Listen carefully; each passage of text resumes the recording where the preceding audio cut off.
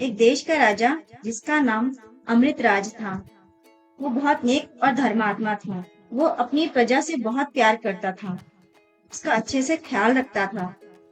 वो अपने राज्य की सुख समृद्धि के लिए हमेशा कार्यरत रहता था, उसी के बारे में सोचता था। राज्य में समृद्धि आती रहे, उसके लिए वह हमेशा निरंतर प्रयास करता था। उसी वजह से अन्य देश के कुछ राजा उससे ईर्ष्या करते थे। एक बार राज्य के चरवाहे अपनी मवेशियों को चराने के लिए राज्य की सीमा के पास के जंगलों में ले गए। अब जानवरों को किसी राज्य की सीमा का क्या पता, वो तो गए दूसरे राज्य के जंगलों में और उनके पीछे पीछे चरवाहे भी उन जानवरों को ढूंढते ढूंढते पहुंच गए।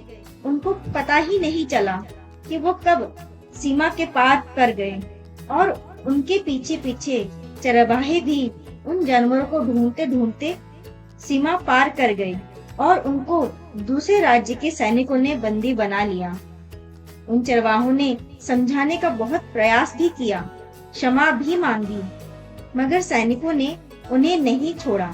वो सीधे अपने राजा के पास उन चरवाहों को ले गए और कहा कि ये हमारी सीमा में घुस आए थे।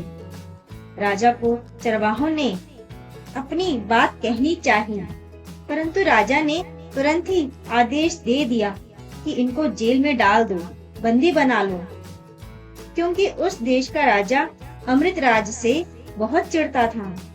उसने सोचा अब वो अमृतराज को नीचा दिखाएगा, चरवाहों के बदले कुछ मूल्यवान वस्तु ही ले लेगा। ये सोचकर वो बहुत खुश हो रहा था। जब ये बात राजा अमृतराज को पता चली तो उसने अपने एक कुशल दूत के हाथों संदेश भिजवाया कि वो उन निर्दोष लोगों को जेल से रिहाई दे दे। गलतियां तो सबसे होती हैं, आगे से ऐसा नहीं होगा, मैं इसका वचन देता हूँ। मगर ये राजा कहाँ मानने वाला था, इसकी मंशा तो कुछ और ही थी। उसने कहा मैं छोड़ तो दूंगा, मगर मेरी एक शर्त है, अगर अमृतराज दक्षिण दिशा का पूरा प्रदेश उसे दे दे तो, नहीं तो मैं सबको मृत्यु दंड दे दूंगा। जब ये बात दूत ने राजा अमृतपाल के सामने रखी तो राजा को बहुत क्रोध आया, क्योंकि बात बहुत छोटी थी, लेकिन दूसरे देश का राजा इसका बहुत फायदा ले रहा था, जो कि गलत था। तो अमृतराज ने युद्ध की घोषणा कर दी। दूसरे देश का राजा भी युद्ध के लिए तैयार हो गया। युद्ध शुरू हुआ और बहुत दिनों तक चला। हर शाम को वो राजा युद्ध में घायल सैनिकों को देखने जाता और उनका उत्साह बढ़ाता, लेकिन वो मन ही मन बहुत दुखी रहता कि एक छोटी सी बात के कारण उसके सैनिक मारे जा रहे हैं, वो बुरी तरह घायल हो रहे हैं।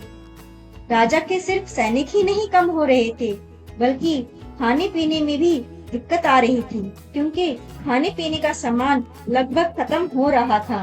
अब अमृतराज को लगा कि वो युद्ध में हार जाएगा। वो यही सब सोचकर बैठा था कि उसकी नजर मेज पर पड़ी।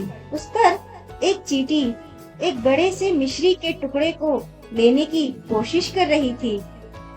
चींटी छोटी थी, लेकिन वो कोशिश कर रही थी। जमीन समतल ना थी, तो मेज का संतुलन भी थोड़ा ऊपर सा उठा हुआ था। चींटी मिश्री के टुकड़े को आगे धकेलती, मगर मिश्री का टुकड़ा फिर पीछे खिसक जाता। चींटी फिर धकेलती, थोड़ा आगे जाकर वो टुकड़ा फिर पीछे की ओर खिसक जाता। राजा देख रहा था। राजा को बैठे बैठे नींद आ गई, पता ही नहीं चला। थोड़ी देर बाद जब राजा की नींद खुली तो उसने क्या देखा, चींटी अब भी उस मिश्री के टुकड़े के साथ लगी है, लेकिन वो मिश्री को थोड़ा आगे तक खिसका चुकी थी। ये देखकर राजा ने सोचा, इतनी सी चींटी जब बार बार प्रयास कर रही है, वो हार नहीं मान रही है, तो मैं क्यों हार मानूं? चींटी ने प्रयास करके उस मिश्री के टुकड़े को आधा दूर तक ले आई, तो वो जल्दी ही इसे अपने स्थान पर ले भी जाएगी। अगर चींटी इतनी हिम्मत, साहस और लगन रखती है, तो मुझे भी हार नहीं माननी चाहिए। ऐसा सोचकर नए जोश के साथ राजा युद्ध करने पहुंचा और अगले कुछ दिनों में उसने युद्ध जीत भी लिया। दोस्तों, इससे यह शिक्षा मिलती है कि कोई भी काम एक ही बारी या दूसरी बारी में नहीं पूरा हो सकता। आप जो भी करें उसके लिए लगन, साहस और धैर्य यानी कि पेशेंस होना चाहिए। बार बार करने से वो काम देर से ही सही पर यकीन मानिए पूरा जरूर होगा। जब हम हार मानने के बारे में सोचते हैं तो हमारे पास काफी रीजंस आ जाते हैं। वो कहते हैं ना, मन के हारे हार है, मन के जीते जीत है। इसका मतलब साफ है कि जब हम अपने ही मन में हार जाते हैं या अपने मन में हार मान लेते हैं तो हमें कोई भी जिता नहीं सकता। लेकिन वहीं अगर हम मन में जीत की जिद कर लेते हैं तो कोई भी परिस्थिति हो, कोई भी बड़ी से बड़ी मुश्किल हो, हमें जीत से रोक नहीं सकती। अगर आपका लक्ष्य बड़ा है तो मुश्किलें भी उतनी ही बड़ी होंगी, लेकिन मुश्किलों से हार कर आप कोई भी लक्ष्य नहीं पा सकते। आपको बिना रुके बार बार कोशिश करनी पड़ेगी। ये नहीं कि आप 2-4 बार कोशिश करते हैं और कोशिश सफल ना होने पर आप ये सोचते हैं कि ये काम तो बहुत मुश्किल है, टाइम वेस्टिंग है।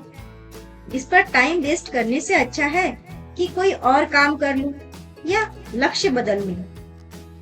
अगर आपने अपने लक्ष्य को बदल लिया तो क्या उसमें मुश्किलें नहीं होंगी? जिंदगी में जितने भी सफल लोगों के बारे में आपने पढ़ा है, सुना है या उनको जाना है, तो क्या आप बता सकते हैं उनकी लाइफ कितनी इजी थी? सबसे बड़े एग्जाम्पल बिल गेट्स हैं। उनकी शुरुआती जिंदगी बहुत ही संघर्षपूर्ण थी। सोने की जगह नहीं थी, खाने के लिए पैसे नहीं थे, फिर भी उन्होंने अपनी मेहनत और काबिलियत से माइक्रोसॉफ्ट जैसी बड़ी कंपनी खड़ी कर दी। सोचिए, अगर उन्होंने मुश्किल परिस्थितियों से हार मान ली होती तो क्या आज वो उस मुकाम पर होते जहां पर वो आज हैं? पर हम नहीं हैं। क्या वो औरों से अलग होते? इस पूरी दुनिया में करोड़ों लोग हैं, पर हम सभी को नहीं जानते। जो लोग अपनी एक अलग पहचान बनाते हैं, अपनी मंजिल तक पहुंचते हैं, वो भी मुश्किलों का सामना करते हैं लेकिन हार नहीं मानते। बिल गेट्स को पूरी दुनिया जानती है, लेकिन यहाँ हर कोई हर किसी को नहीं जानता। दुनिया में 2 तरह के लोग होते हैं, एक आपकी और हमारी तरह नॉर्मल है और दूसरा वो है जिनको पूरी दुनिया एक सफल इंसान के तौर पर जानती है, जिन्होंने अपनी लाइफ में अचीवमेंट्स को हासिल करके अपनी एक अलग पहचान बनाई है। मुश्किल परिस्थितियों का सामना करके वो आज जिस ऊंचाई तक पहुंचे हैं वो अतुलनीय है, इनक्रेडिबल है। अगर इन्होंने भी मुश्किलों से हार मान ली होती तो क्या आज इनको पूरी दुनिया जान पाती? नहीं दोस्तों, ऐसा नहीं होता। इन्होंने हर मुश्किलों का सामना किया, कई बार निराश भी हुए, असफल भी हुए, पर हिम्मत नहीं हारी, जुनून बनाए रखा कि जो सोचा है वो पूरा करना ही है। ऐसे ही आपके जीवन में कितनी ही बार असफलता हाथ छूना लगे, घबराना नहीं है, उसे फिर से कोशिश करनी है, क्योंकि कोशिशें ही कामयाब होती हैं। तो दोस्तों, अगर आज आपको मेरी स्टोरी पसंद आई हो तो प्लीज मेरे चैनल को सब्सक्राइब करें, वीडियो को लाइक शेयर जरूर करें। मिलती हूँ अगले फिर एक नई कहानी के साथ। बाय।